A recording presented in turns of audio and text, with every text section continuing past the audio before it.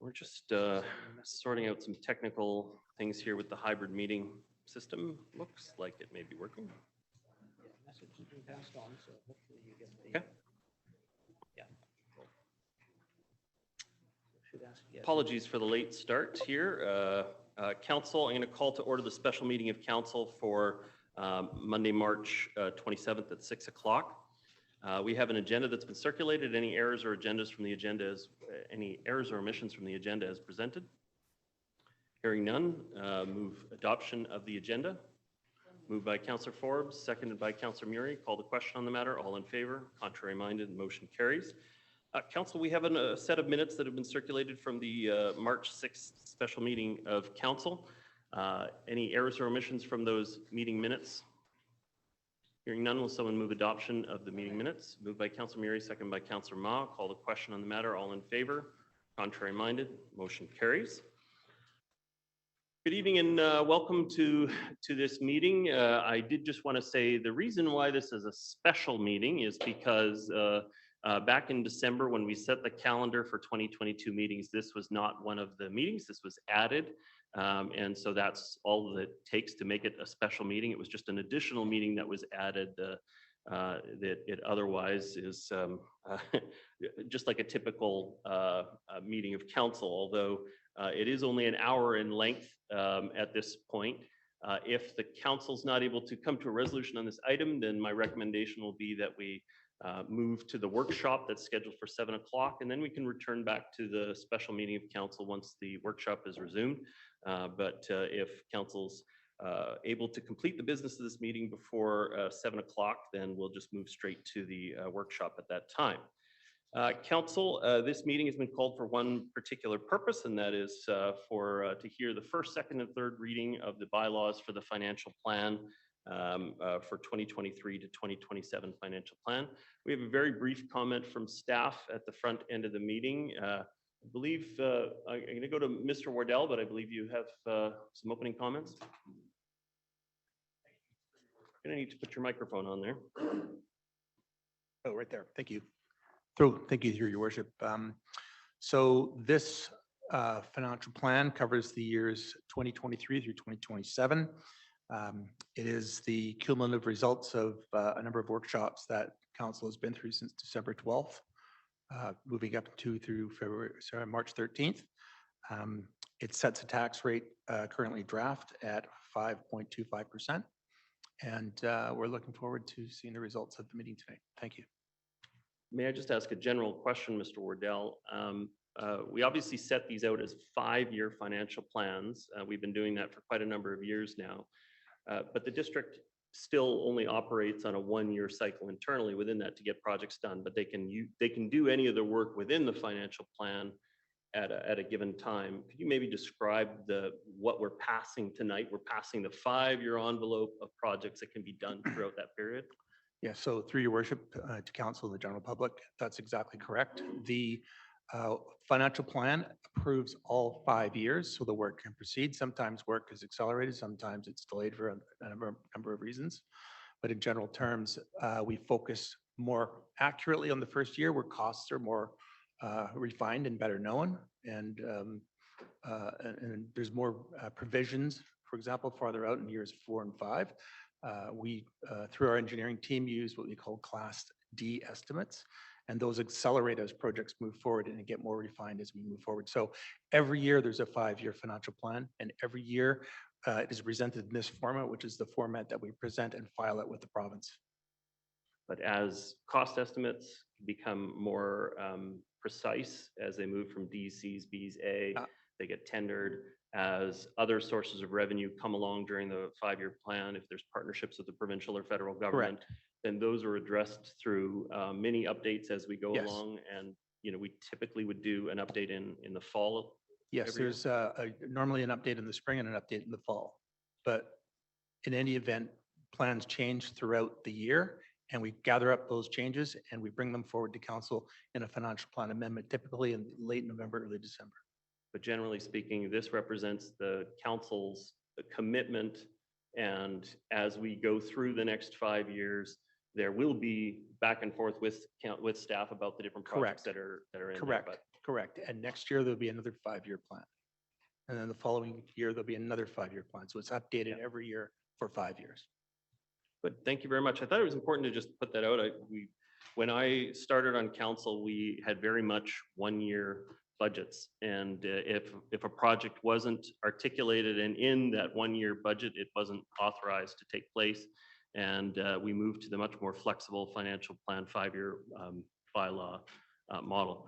There was one other issue. We don't just do this for our benefit. We're required by the provincial government to have this meeting to affirm this budget and file this budget with the provincial government. Is that correct? That's correct. So a financial plan must be set under sections 165 of the community charter, followed by a tax rate bylaw, which will take place next month. So even though we have the flexibility to alter it in future, we still have to file it as is with the Correct. provincial And government. in November, when there's an amendment, we'll file that as well. Thank you very much. Council, I'm going to be moving the staff recommendation. Is there a seconder for the staff recommendation? Second by Councillor Hansen. My own comments on it.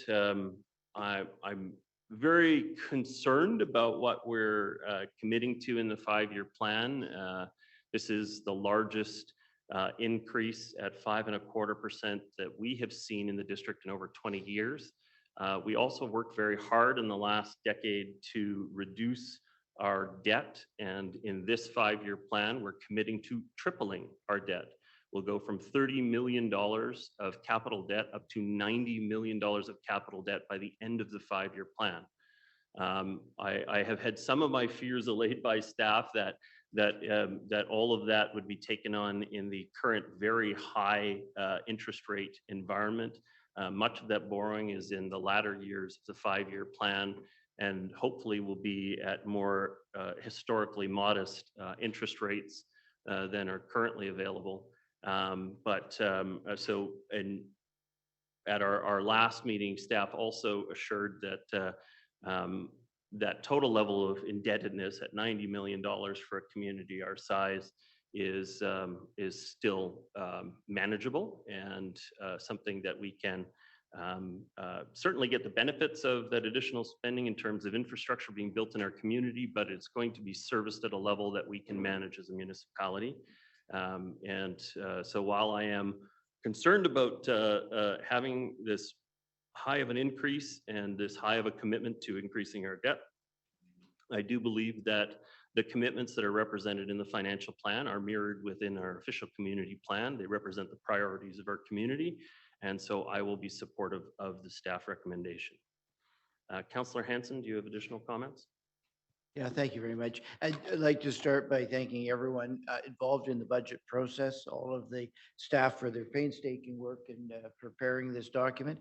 I'd like to thank all of the members of the public who've weighed in and provided valuable feedback with respect to our budgetary process. I'd like to thank all the fellow councillors sitting at this table, including the mayor, who I know have worked extremely hard in the analysis of this budget, asked a lot of good questions, and offered a lot of important comments that, for me at least, were extremely useful. I've given the budget a great deal of deliberation, analysis, and I'm pleased to support this financial plan bylaw. I believe the proposed budget strikes a reasonable balance between caution, as mentioned by Mayor Little, as being the hallmark of the district and its financial planning, and the necessary investments that are required by our community. This budget represents a compromise between challenging competing interests, and I support the compromise that's been arrived at. 5.25 is the largest increase in the district in quite some time, as Mayor Little has commented, but is also among the lowest in the region. I note that we've jettisoned the 1% for infrastructure, so it's actually 3.25% over our usual increase. And I hope that in time to come, very quickly, we will reinstate the 1% for infrastructure, which is an important piece of the district's fiscal planning, in my view. The changes to the budget provided for an additional $15 million. I believe that to be reasonable in view of the community feedback that we heard. And to summarize some of the investments of this budget, $85 million for affordable housing, including land dedication. That's a very serious statement by this council that we're respecting what we heard in the election regarding the priority of affordable housing. $35 million for active transportation, $20 million for 6 artificial turf fields. Now, I note that going forward, and $80 million of capital works that were scheduled for 2022 have been put off into 2023. So putting aside funding issues, there's a real issue as to capacity and what we can actually build in the district. And I also note, as was referenced in the introductory comments, that this is, although a 5-year financial plan, it's to be amended. And by practice, we've amended our budgets every fall. So I look forward to further discussions on an annual basis as we work with the financial plan and consider our priorities going forward, and consider our priorities, tweak our priorities, so to speak, in view of what's been accomplished and what our capacity is for different projects. I note that $2.25 million from the Growing Community Fund remains, has not been allocated, remains in reserve, and I look forward to seeing that placed perhaps this fall towards other urgent priorities of our council. And I thank the provincial government for putting forward the Growing Opportunities Fund. So in conclusion, I do support this budget. I believe it strikes the right balance. I believe it makes significant investments in the issues that we heard the most about in the election and in the subsequent budget discussion. And I thank everyone involved for their painstaking work in putting forward this document. Thank you. Thank you, Councillor Hanson. Councillor Pope.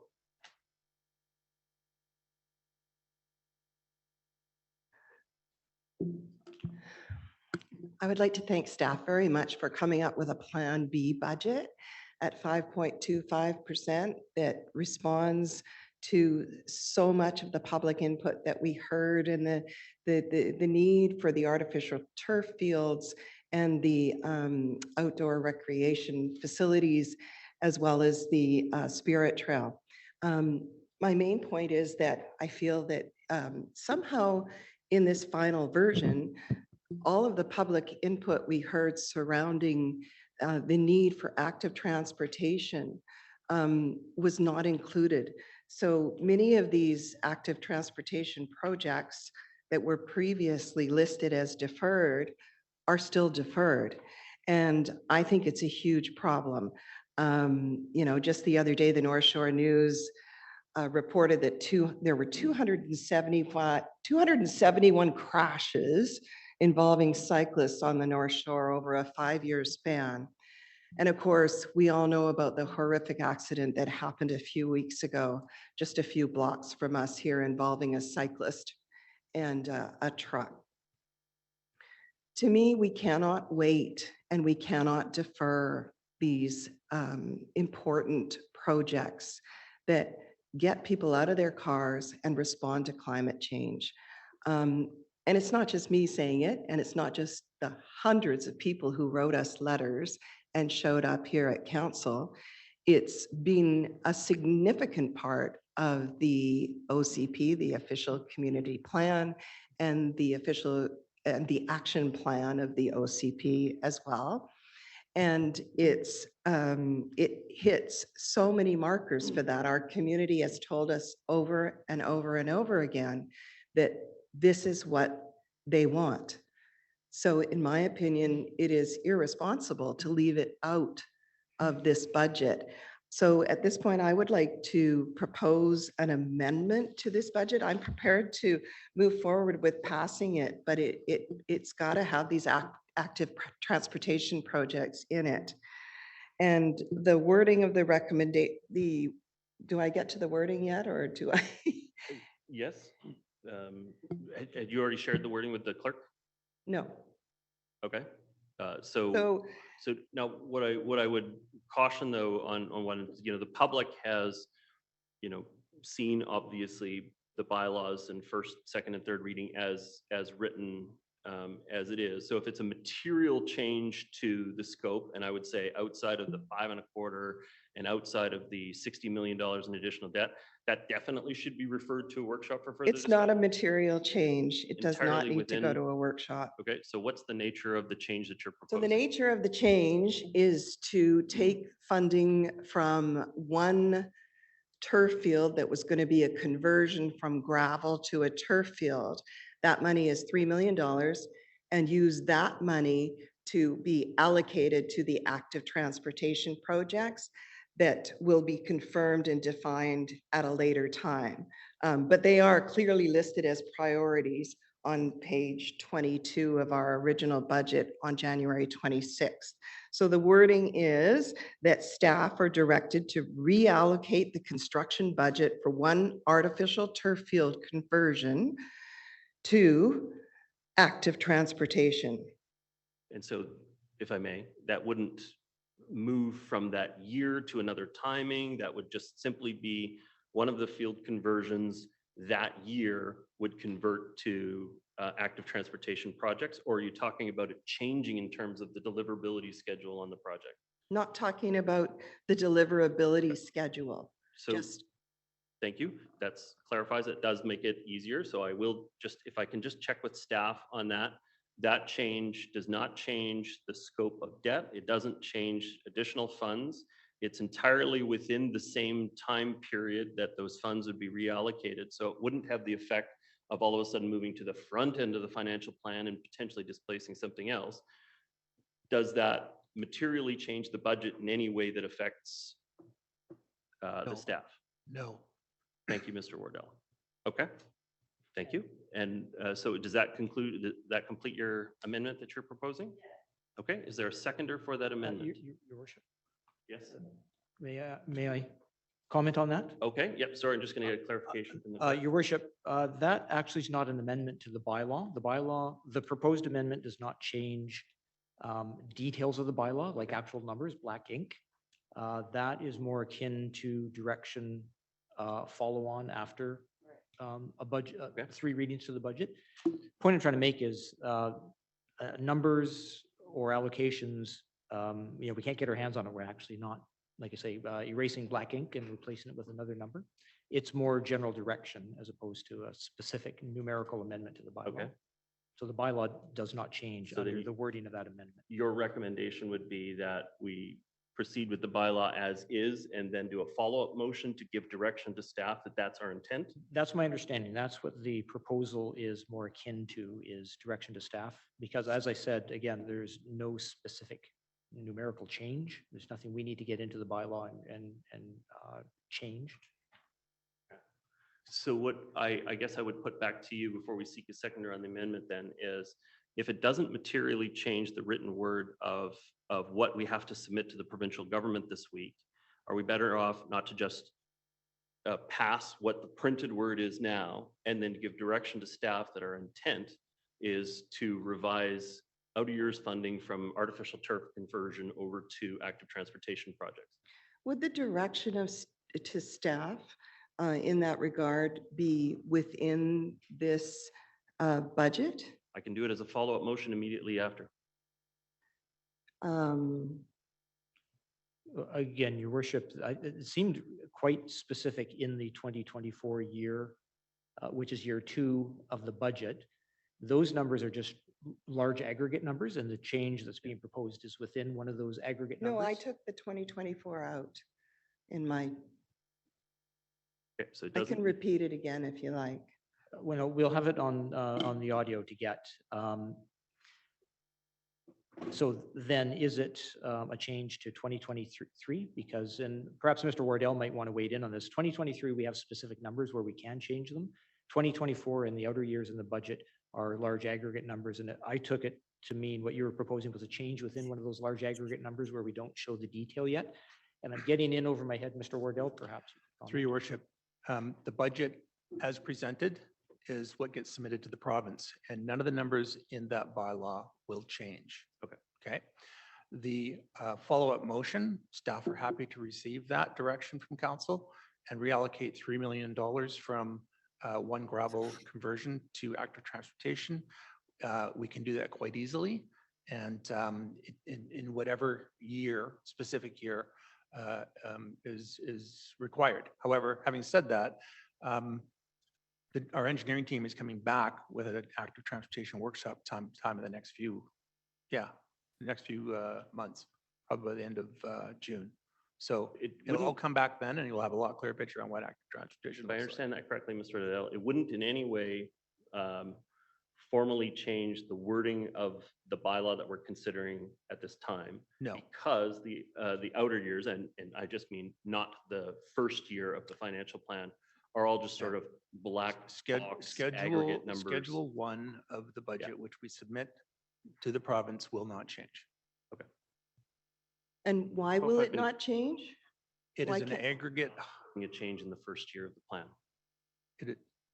Okay, so if I propose So- the change for the first year of the plan, then can it get into the bylaw, get into the budget? But then it would, Through your worship, the bylaw is an aggregate at a high level. It is not project specific. Right.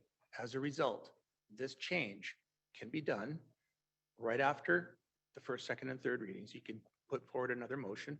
And in that motion, we can take direction from staff and we can action that immediately in whatever year our engineers come back and recommend.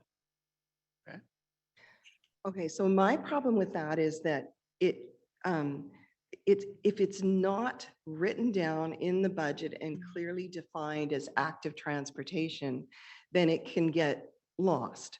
And I know everyone has the best of intentions, but the problem is that over the years, the history of the district is that these projects have been deferred and deferred and deferred.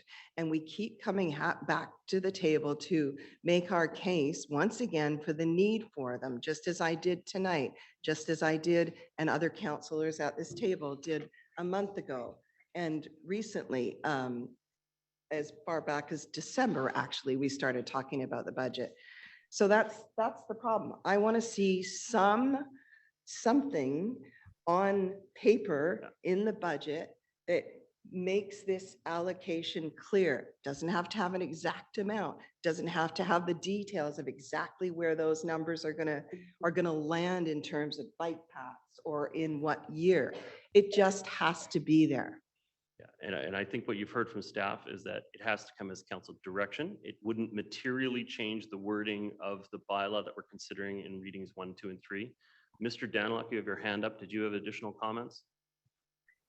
Yes, thank you, Your Worship. I just wanted to reassure everyone listening in that there is a follow-up document that's published.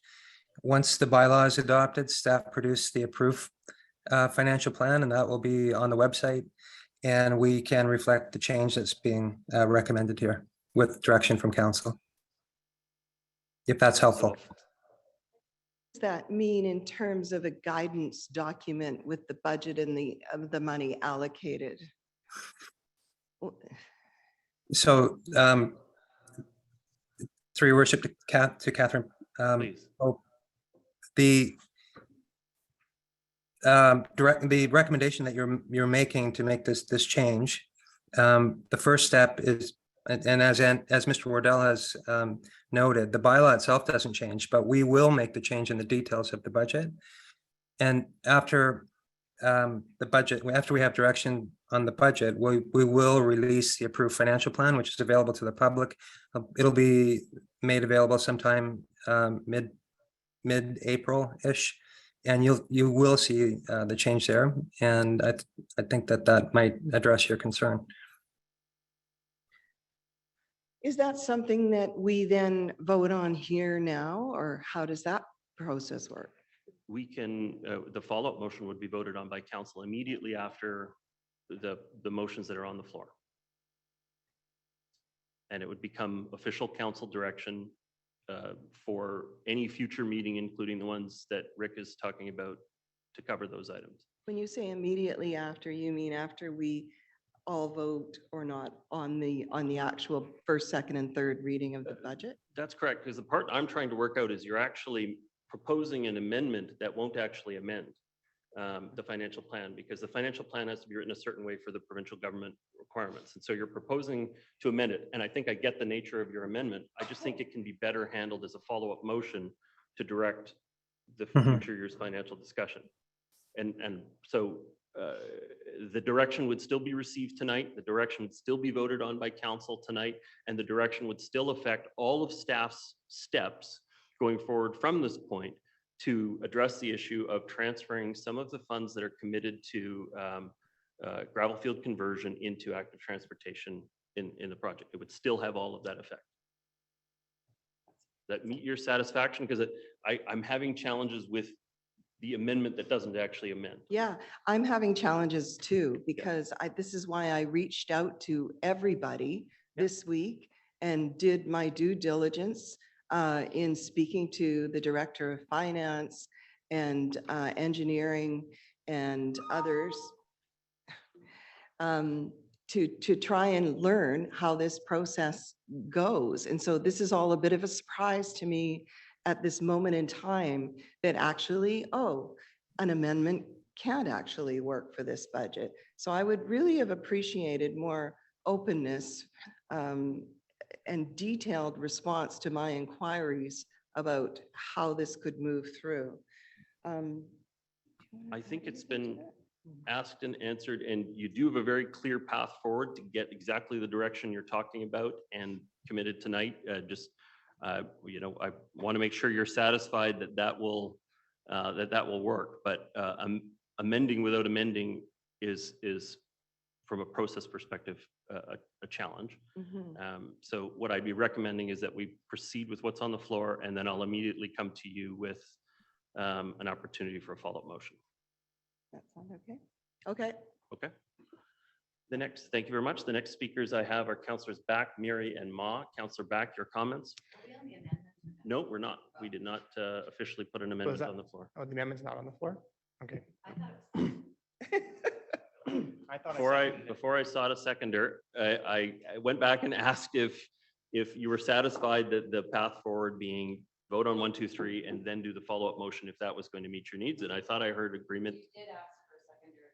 I did. I got interrupted, but the clerk needed to step in to clarify what was actually being put forward as the motion at that time. But anyway, the floor is yours in either case. And if you choose to use your time to talk about potential seconds and motions, you're welcome to do so.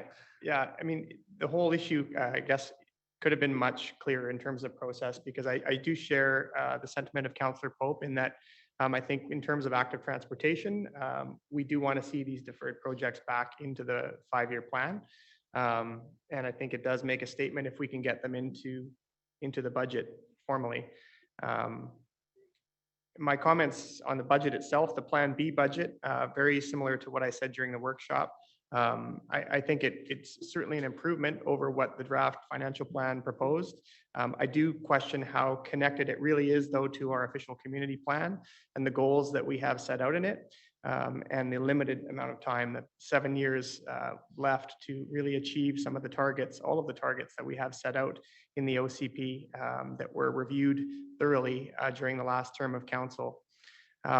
So one of my biggest disappointments is the active transportation. I do agree that so much of the public input that we heard was around the Spirit Trail, when there are some arguably more important connections that are right now gaps within our cycling network that must be completed. And those are, what are keeping us from hitting that kind of mode shift that we need to see in terms of transportation mode shift. So, I would like us to truly make those deferred projects a priority. And if this is the right mechanism to do that, hopefully staff are hearing this direction clearly, that we want to make sure that all of the deferred projects, the ones connecting town centers, the Main Street section, are all kept in the 5-year plan. But I think there's lots of positives coming out of the Plan B budget. And again, want to thank staff for all of the work and listening to in what was heard.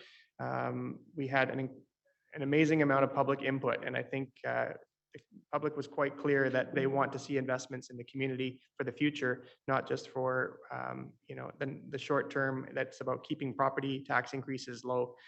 We need to be looking much further ahead and looking at our official community plan and how we are going to make this a community that's one that welcomes anyone and works for everyone.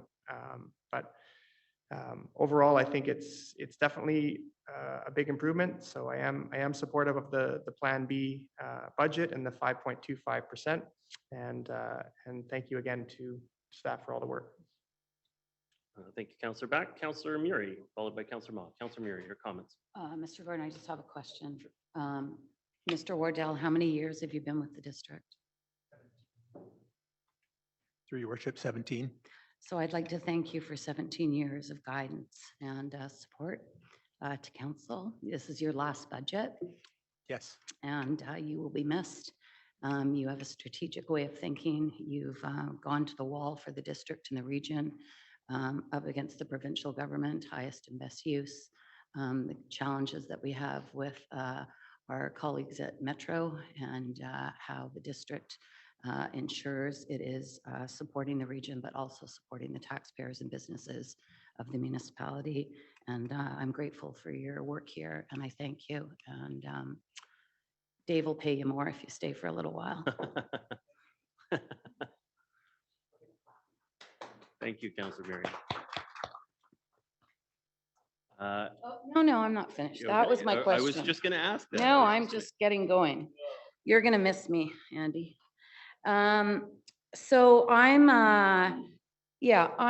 as concerned as the mayor is of this budget, and I did ask today a question to staff. I asked it last week in regards to the tax rate, because if you think this has been a challenge, wait until we set the tax rate bylaw at a 5.25%. It is one of the most challenging times that we face during the budget process, is when we look at actually how much it's going to cost residences and how much it's going to cost businesses and our industrial community. And for some of these businesses, it's going to be significant at 5.25. It's been significant over the years at 3, and some of them have been balancing to actually remain in business. And so I did ask Mr. Wardell if he could bring forward the business and residential prospectus on the tax rate, which will come forward in the next month and a half. Can you stop my clock? Okay, Through Mr. your worship. Wardell, do you have any advanced numbers? I know you have to wait for the official these- roll. but- These, through your worship, these are preliminary numbers. Yep. What we'll call management's best estimates. Okay. Okay. So as articulated in the report, the single-family home would go up $131 per year. And businesses would be $640 approximately. 640. 640. An average business. in the That's on district. average. I'm speaking Yeah. at the average. The average would be 640. So what has not been completed is the roll. And what that means is that we do not have all the tax rates from all the other agencies in the region. So that would include Translic, Metro Vancouver, the provincial government, including School District 44. We still haven't got all of those numbers. is in correct. yet. So the number that you have to remember is the cumulative total to taxes, and it's much bigger than $135. And I did ask this question in the workshop a few weeks ago. I was away at the last one, my apologies. But the average house in the district is $1.669 million. The average townhouse or condominium is 965,000. So that 135 is based on 1,669. But we've got 20,000 homes in the municipality that are over $2.1 million. So the number is big, and the number is even bigger for businesses that have just gone through COVID. The provincial government has come in and talked about issues of alcohol, which has further impacted local establishments serving liquor. They are hard pressed to get labor. Triple net leases have been contributing to their ability to stay alive. Some businesses are successful, some are not. We've also got capped and uncapped properties in the municipality as far as industrial goes, light industrial and heavy. And some of those businesses, you will see how much their taxes go up when we look at the tax rate. We have evenly, generally over the last 20 years and beyond, we have applied the tax rate evenly in most cases. But for some of these businesses, there are huge influxes. And I've said this to Mr. Stewart and the mayor, that for new councils coming in, we have to have a different process, because there's a lot of stuff that you guys don't know until after we set tax rates like what we're doing, or the budget like what we're doing tonight. It will be adopted and then a tax rate will be set after that. So you can't go back. Mr. Wardell has pointed out that we can amend twice a year. We generally amend twice a year. I think that's where we can deal with Councillor Pope's issue in regards to active transportation, is to amend. And I think Mr. Cohen will tell you that he's going to be bringing forward that active transportation plan, including cycling and the pedestrian plan, because in the case of the pedestrian plan, it's over 10 years old. It hasn't been updated. And if you're talking about re-implementing work, I will tell you that, and I'm going to run out of time. I'm going to tell, can I just finish this one stream? I will tell you that in the pedestrian master plan for active transportation, there was a plan to begin work in Norgate, and the entire community of Norgate came forward and said, please don't start this work, because where you're looking at putting these sidewalks, children don't even walk in that direction anymore, because the plan is so outdated. They were basing the work on a plan that was 10 years old. So I don't want to put money into something that no one's going to use. I want to put money into the highest priority for the biggest bang for your buck. And I think that's a conversation that we need to have around this table. How do we prioritize? How does staff look at these projects? And how do we make sure that they're current and updated? Those are my preliminary comments. Thank you very much. And yes, all members of council are entitled to a 4 and 2. I just know that most members of council did have a pretty fulsome discussion at the last meeting. Councillor Murray was not able to be there. I will just restate the time. We're a little under 20 minutes left until we just have to break, do the council workshop, and then come back if we can't address it. So Councillor Ma, Councillor Forbes. Councillor Ma. Thank you. I also want to thank staff, the public, and my fellow councillors during this process. As I mentioned during the council workshop, this is a complex process with a lot of competing interests, and at the same time trying to move forward in a prudent and responsible manner. I do share some of the concerns raised by my colleagues, especially the mayor, about the additional debt we're taking, but I'm assured by our more than qualified financial staff that it's manageable, and we will still be able to borrow in the future if necessary. So that gives me a lot of comfort. I do support the bylaw, specifically the increase of 5.25%. I'm also glad that we'll move forward with another motion right after this, because we are looking for assurances that active transportation projects are included in a meaningful way in this budget. Finally, I'm looking forward to working with staff and making sure they have clear direction, and hopefully direction that is consistent over time, because we do need to move forward and complete these projects in a timely manner. Thank you. Thank you, Councillor Ma. Councillor Forbes. Thank you. Thank you, Your Worship. I'd like to thank staff again for all the work on this. Budget time is not an easy time. I had a couple of questions, and then I have just some comments I want to make afterwards. One of them is I share the concern that you have, Mayor, about tripling our borrowing. I realize that a lot of it will happen in the outer years, but who knows what's going to happen in the outer years. We could go the other way. Even if interest rates come lower and we're able to do that, we'll still be busy paying off this increase for, I was told, approximately 20 years. It'll take us to get this back down. If that's the case, then and we can continue to borrow because we are at a relatively low rate compared to the rest of Metro. But just because we can doesn't mean we should, because every time we borrow, we're going to impact the taxpayer. And it's the same pocket that it's coming out of all the time. I'm also still, I'll repeat myself again, that I brought up at the very first workshop about how this is a compounded tax rate, because what we're saying, $131, it doesn't include the regional tax, which goes on top of that. And we already know that the regional tax is going to be at least double digits. So even if we say it's 10%, if our 5.25 represents 131.25 on the average home on the North Shore or in the district, then that means that the metro rate is probably looking at around 260. So you add the 260 and then you add the district's 131. We're not talking about a few dollars over $100 like people were thinking. So it's the compounded factor of all the taxes, and a lot of people still don't understand that. And I've been talking about it for years, but a lot of people still don't understand that.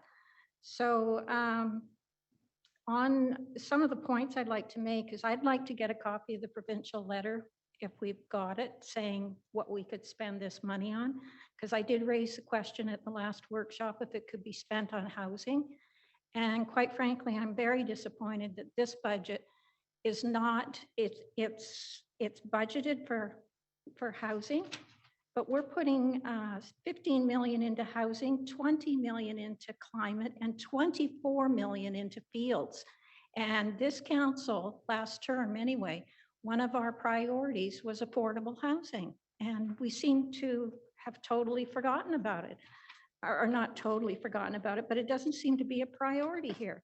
Now, I know that this council hasn't had a chance to do their strategic planning together, but I still think affordable housing, everyone sitting here, all of the council has said affordable housing, rental housing, supportive housing is a priority. Well, I don't know why it's after, 10 million less than fields. So I'm disappointed about that. I think what we have to do is, I said this, if I can't afford something, I don't buy it. It's a little bit different with a municipality. They borrow, they have revenue coming in that they can count on, and they can project a budget. But I think we really have to be cognizant of living within our means as much as possible and delivering as much as possible to all of the residents, not just certain segments of the community. And I really want to, just one last thought, I really want to push back on hearing so much about we're such a wealthy community. Well, some of us are wealthy, that's for sure, because we do have over $2 million home, 20,000 $2 million homes. But then we do have homeless people as well. We do have people who live paycheck to paycheck. We do have seniors on fixed income. We do have demo-evicted citizens, and we do have disabled people that have a hard time affording housing. So I just want to say some of this community may be wealthy, but some of it isn't. And I would really like us not to keep referring to as if everybody is wealthy. We need to help everybody. We're elected to help everybody. Thank you. Thank you very much. Councilor Muir, you've already spoken over your 4 minutes. So you've done your 4 and 2. Your name popped up again. Are you asking for more? Nope, you went over the 4 minutes last time. Okay, sorry, we're just running out of time. That's all. So what, is there a clarifying? No, you're the last speaker. Oh, okay.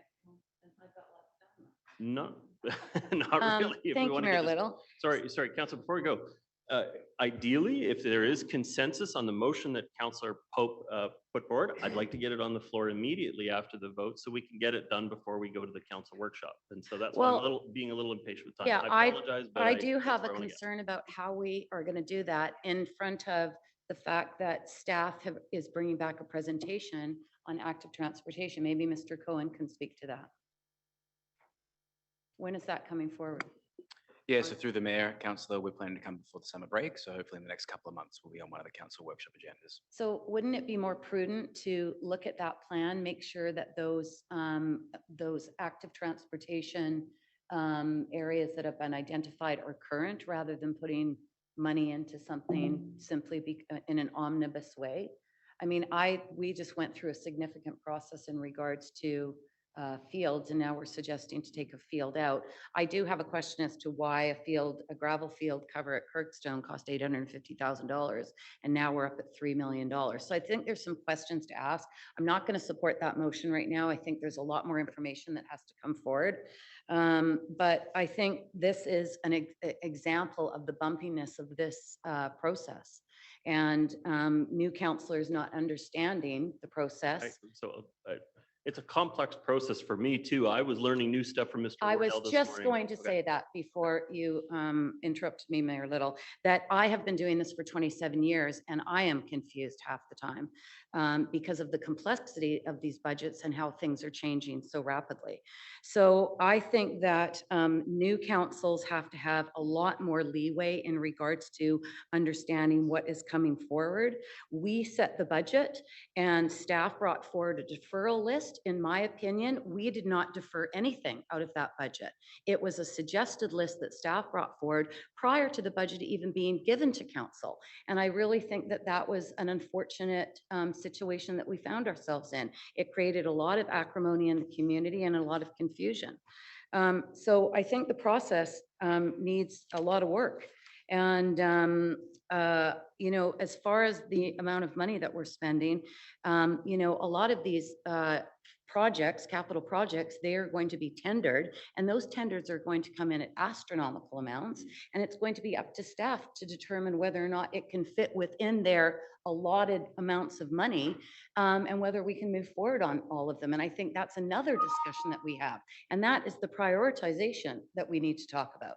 So this is a council budget. We take the heat for what we set, and yet I don't think it is very clear as to how all of this is going to work going forward. And I think that is what we need to talk about. Very much. Okay, thank you very much.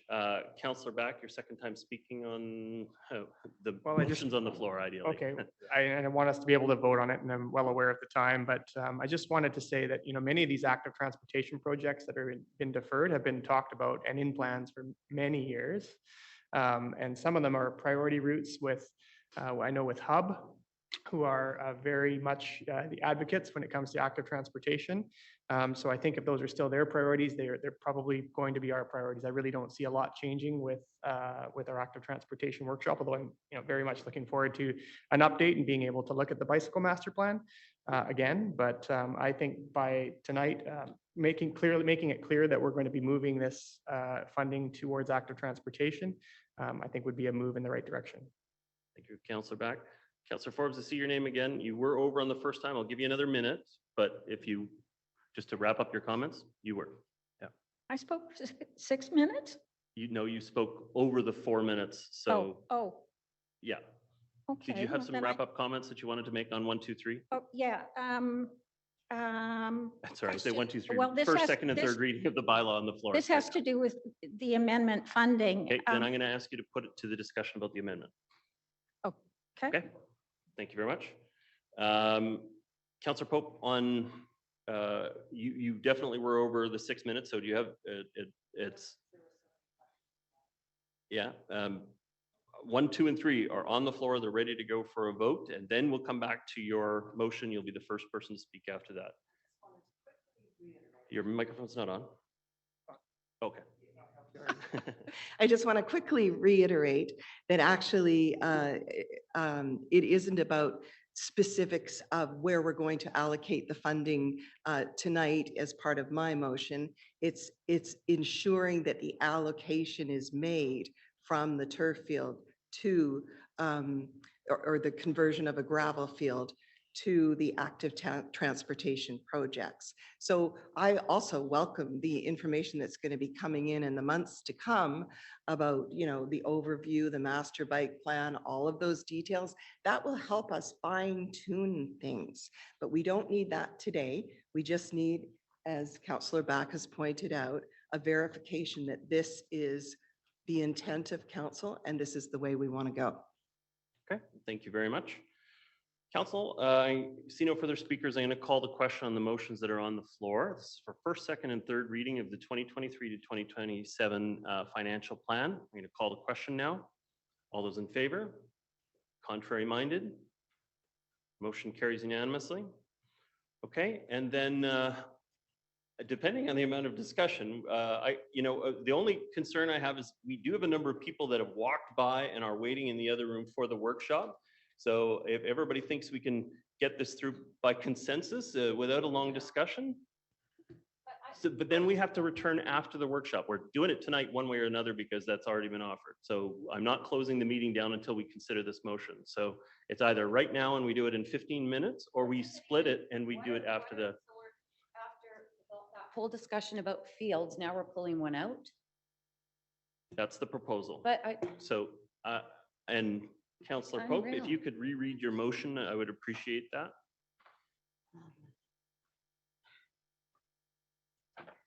That staff are directed to reallocate the construction budget for one artificial turf gravel conversion to active transportation, to the active transportation budget. I think that's clear. Just double checking with staff. Is that clear, Mr. Stewart? Yes, that's clear. Okay, and seconder, is there a seconder on, seconded by Councillor Back? And now discussion on that motion. Any further comments on that, Councillor Pope? I think you've been clear about your position on it. Councillor Back, further comments? No. Okay. Would any other member of council, I'll just make my comments on it here first. I think I'm going to be supportive of this. I think that I was a little surprised when the additional gravel conversions came up in the discussion. I have to say I was surprised by it in a different way. I didn't think we were going to go to $60 million in debt. And so it wasn't that I saw that being reallocated in other areas, but I can accept that there's no question that active transportation is a well-articulated part of our official community plan and our vision going forward in our community. So if you're going to spend extra on something, at least it's within the priorities that we have set about as a community. If this doesn't have any material impact on the amount of borrowing or the amount of money that we have to put into the budget in the close and the near term, then reallocation from one priority within the OCP to another priority within the OCP, in my view, is reasonable. I will be supporting the recommendation. The next speaker I have is Councillor Murray. so I guess my question would be, when this deferral list was brought forward, why was this list brought forward? Why was it active transportation? Why was it fields? Why wasn't it phase 2? And I know phase 2 at Sealand is being pushed off, but why wasn't that originally the deferral? Why wasn't the $25 million for the OC for design and construction pushed off? Why do we need 3 bathrooms within 100 feet at Sealand? I just feel like, years ago it was, if anything gets cut, it's the arts, because they're at the bottom of the list. So we always cut those. Then it was affordable housing. All we talk about is affordable housing. We're going to talk about housing in Lower Caplino, and guess what? There's no affordable housing in Lower Caplino. So I don't understand how, from the beginning of this deferral list, there was this furor that was created in the community about fields. We went through all of this discussion. We had all of this input. And now at the 11th hour, we are taking a field out of that discussion. I had a talk with North Vancouver Football Club today, who said they had heard a rumor that it was going from 5 or 6 fields down to 4. And now we're at 5 and we're down to 4 with this removal. Yes, there's in the report, it's Handsworth and it's Inter River and 3 gravel fields. So that's 5. Well, let's clarify that. How many fields will Sorry? be artificial? No, Argyle was already done. End of the day, how many artificial turf fields will we have at the end of the financial plan, Mr. Cohen? Yeah, so in addition to Argyle, William Griffin and Windsor, there would be 5 in the original plan, 3 is So conversions. that would be 8 Handsworth and total Inter- artificial turf fields at the end of the 5-year No, plan. I know, but Yeah. Windsor and Griffin, sorry, they're already there. Those just need to be replaced because they're beyond their end of their lifespan. But the 3 gravel ones were going to be new ones. Myrtle Park was going to be one of them. And then we were going to add Handsworth in and Inter River. I guess the other problem I have is Inter River was committed to years ago based on Sealand removing a field a regulated field out of Sealand and turning it into a passive park. And we never moved forward with that commitment into River. It bumped, it was pushed aside in order to accommodate Argyle. So I just don't know why we've told the community this, and now we're turning around to remove active transportation. Why don't we remove something else instead of the field to accommodate active transportation? And through that discussion with Mr. Cohen and his review, we can determine, and Gavin, Mr. Joyce, when he comes back, and planning what we can remove from this budget, as opposed to keep removing the good stuff. Like, I don't get it. Okay. So why do we want to do that? Okay. So, I think we're sending really mixed messages to the community when we say yes, and then we turn around and say no. Councillor Forbes, your comments. I'm confused. I'm confused. I just want a clarification on the funding. The North Vancouver Football Association had talked about how they were willing to work with the district to fund moving from gravel to artificial. Are we talking about their contribution? Are we talking about the district's contribution? Perhaps Mr. Cohen can describe that, or or is Mr. Danilick still on the call? The anticipation was that one of the requirements was partnership dollars. Yes. For the fields, and the source of that would be negotiation with the sports field users. Mr. Danilick, can you clarify that? Yes, your worship. So the majority of the funding for the conversions of gravel to ATF is borrowing. There's also some assumptions on developer contributions, and there are private contributions as well. Within the mix of the 3 gravel fields and the proposed change, we can accommodate the change, in my opinion. So that's what we would do with direction from council. Thank you. So we lose a field, but we're still hoping to get the full partnership with North Van Football. Neither of those those will still have to be negotiations that take place. What was communicated to the football club before was that Inter-River was coming without a partnership with them, but other projects would require a partnership with them. They have the ability to raise funds on their own. They are the primary users of those fields. And so that's been indicated in the discussion, is that an expectation would be a partnership on those expansions as well. They're not fully funded. These are, as was said at the beginning, estimates, which means we have no plan for the field, no design for the field.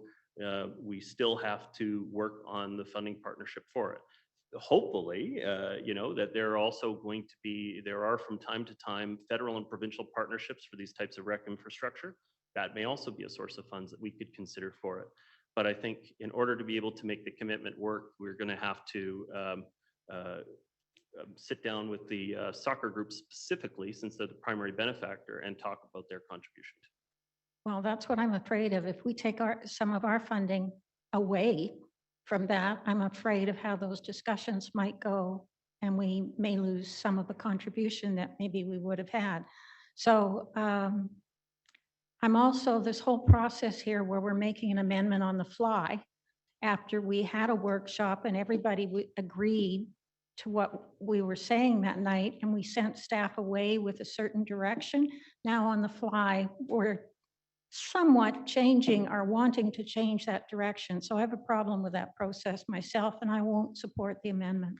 Okay. This is all in order, though, and permitted to be as such. Councillor Hanson, your comments? Yeah, thank you very much. I'll be brief. I will be supportive.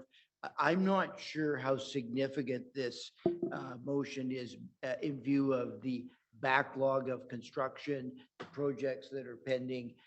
These plans are going to have to be considered on a month by month and year by year basis. And there will be further opportunities to consider amendments to the budget. And I'm sure we'll be availing ourselves of those opportunities in view of prevailing conditions, additional funding, the $2.25 million I mentioned, the contribution that Councillor Forbes has made reference to from the sports fields groups and other factors.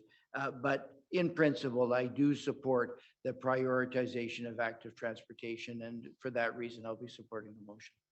Councillor Hanson, Councillor Mo. Thank you. I'll also keep it short. Budget development is a very dynamic process.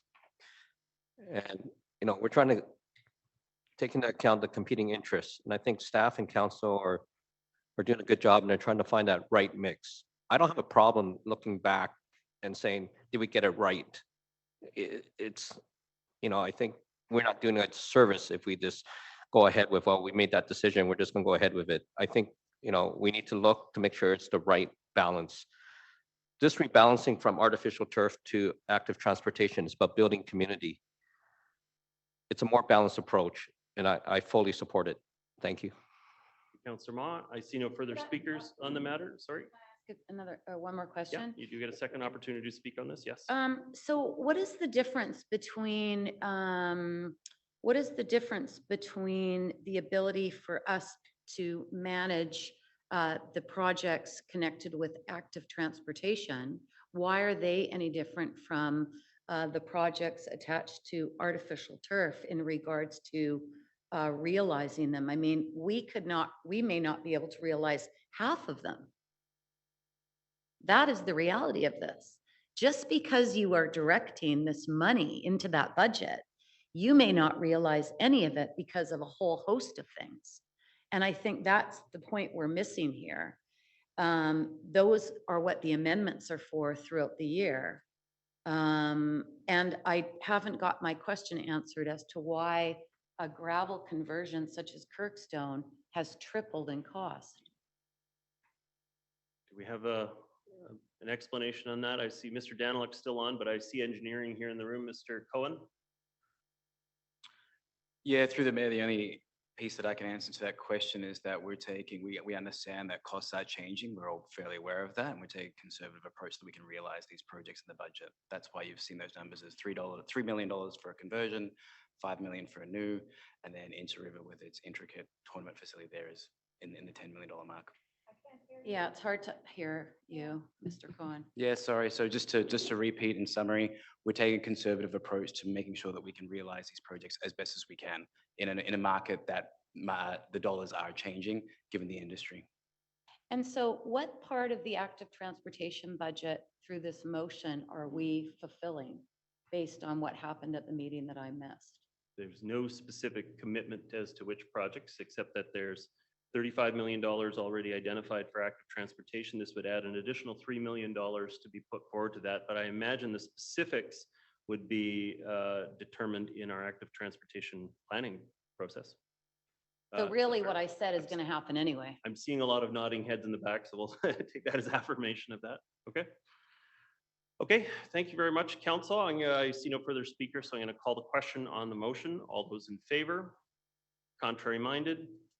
Motion carries with Councillors Forbes and Murray opposed. Is that correct?